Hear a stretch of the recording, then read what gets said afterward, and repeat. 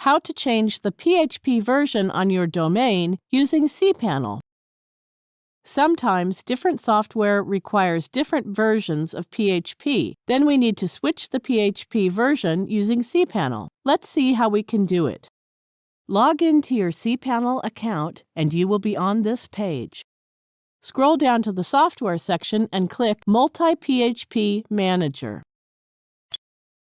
Here we can set the PHP version for the particular domain. There is a box before the name of the domain whose PHP version we want to change. Click to check the box. Now go and select the PHP version we need from the drop-down list.